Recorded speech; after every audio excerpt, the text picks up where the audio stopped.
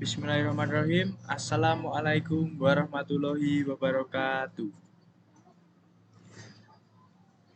Perkenalkan, kami dari Proyek Sistem Informasi Marketing yang beranggotakan yang pertama Atok Zazil, yang kedua saya sendiri Naufal Arista Zazian, yang ketiga Fauzan Yuda Ayub, yang keempat Ahmad Zaki, yang kelima ada Brian Fajar dari Fakultas Sains dan Teknologi Universitas Muhammadiyah Karanganyar. Langsung saja ke pendahuluan. Dalam era digital yang terus berkembang, perancangan sistem aplikasi marketing menjadi kunci utama bagi perusahaan yang ingin tetap kompetitif di pasar yang semakin kompleks ini. Dengan persaingan yang semakin sengit dan ekspektasi pelanggan yang terus berkembang, perusahaan tidak lagi dapat mengandalkan strategi konvensional.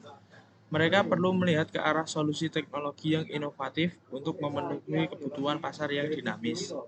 Seiring dengan kemajuan teknologi dan tren digitalisasi yang pesat, sektor perdagangan elektronik atau e-commerce menjadi salah satu pilar utama dalam dunia bisnis modern.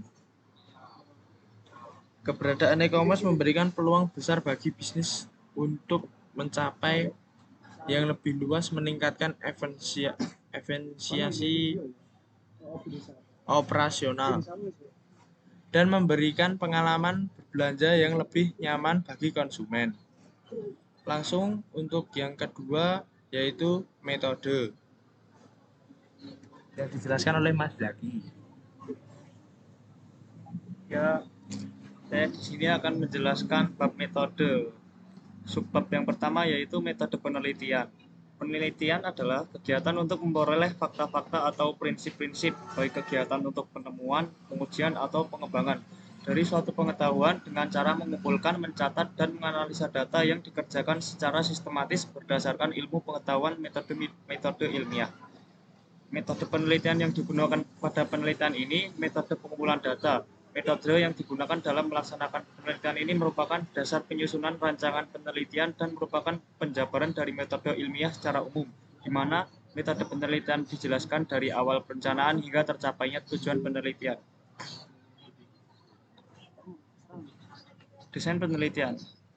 Desain penelitian meliputi perencanaan dan kajian seperti observasi dan analisis data, jenis dan metode pengumpulan data. Penulis menggunakan metode pengumpulan data dalam penelitian mereka untuk mendapatkan data atau sumber dari perusahaan yang dibahas. Metode pengumpulan data yang digunakan oleh penulis adalah sebagai berikut. Sumber data Premier. Data Premier adalah data yang diperoleh langsung dari unit pengamatan, instansi atau perusahaan atau responden. Penelitian baik melakukan pengamatan maupun pencatatan terhadap objek penelitian. Dalam penelitian ini, penulis mengumpulkan data primer dengan menggunakan teknik observasi. Observasi adalah suatu pengamatan yang sistematis terhadap objek yang dituju secara langsung yang dilakukan dengan indera mata. Adapun tahap metode observasi ini adalah pengumpulan data, identifikasi data, pengolahan data, dan analisis kesimpulan. Sumber data sekunder. Sumber data sekunder adalah data yang digunakan untuk mendukung data primer, merupakan jenis data yang sudah diolah terlebih dahulu oleh pihak pertama. Data sekunder diambil secara tidak langsung dari objek penelitian. Misalnya, data ini diperoleh dari buku-buku, jurnal, tutorial, internet, dan lain-lain. Yang subbab selanjutnya yaitu metode pendekatan dan pengembangan sistem. Dalam metode pendekatan dan pengembangan sistem akan dijelaskan mengenai metode pendekatan sistem, metode pengembangan sistem, dan alat bantu analisis pengembangan sistem.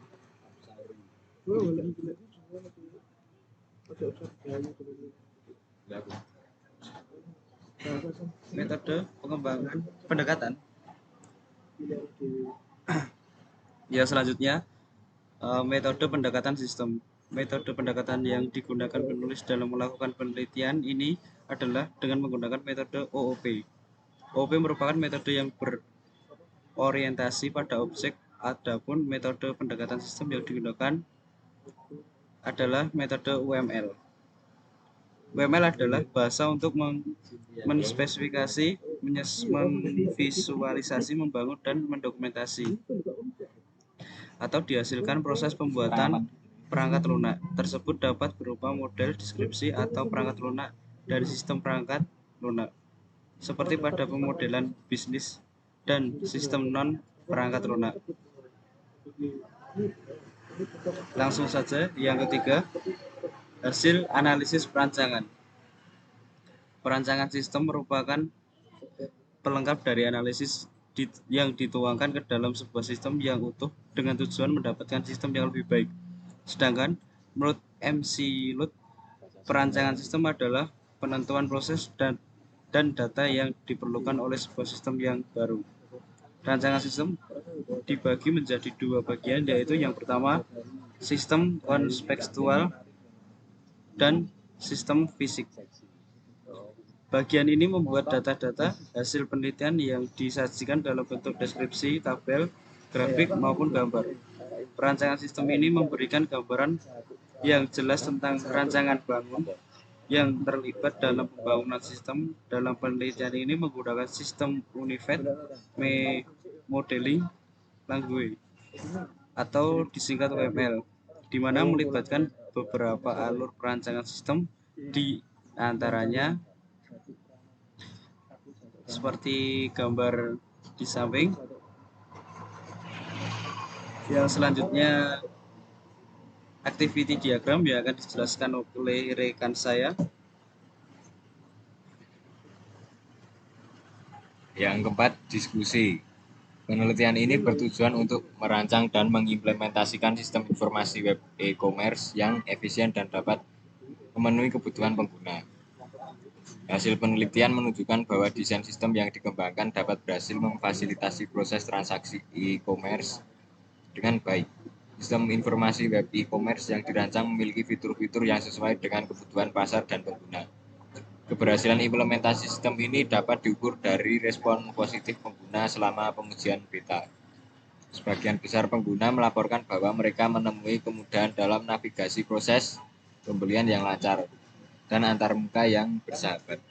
Selanjutnya akan dijelaskan oleh Mas Brian.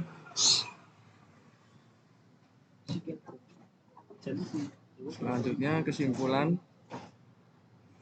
Penelitian ini berhasil mencapai tujuan utama merancang sistem informasi web e-commerce yang memenuhi kebutuhan pengguna dan pasar. Sistem yang dikembangkan berhasil menyediakan termuka pengguna yang intuitif, memfasilitasi proses transaksi yang lancar, dan meningkatkan kenyamanan pengguna dalam berbelanja secara online. Proses implementasi sistem informasi web berlangsung dengan akses uji coba beta menunjukkan bahwa pengguna merespon positif terhadap keandalan sistem, kecepatan respon, dan fungsionalitas keseluruhan. Pengalaman pengguna yang positif ini mencerminkan keberhasilan desain sistem dan implementasinya dalam memenuhi harapan pengguna. Selama perancangan dan implementasi, beberapa tantangan dihadapi dan berhasil diatasi. Proses penyelesaian tantangan ini memberikan pembelajaran berharga yang dapat diterapkan pada proyek-proyek mendatang. Tantangan tersebut melibatkan integrasi sistem yang kompleks, manajemen inventaris, dan optimalisasi kinerja untuk memastikan responsivitas tinggi.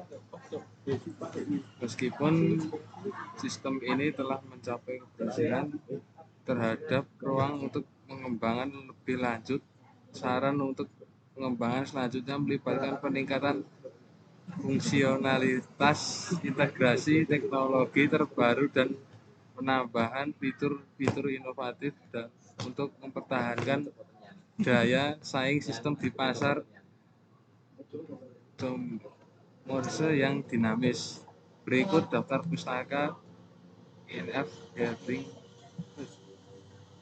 Sekian presentasi dari kami. Apabila ada salah kata, mohon maafkan. Assalamualaikum warahmatullahi wabarakatuh.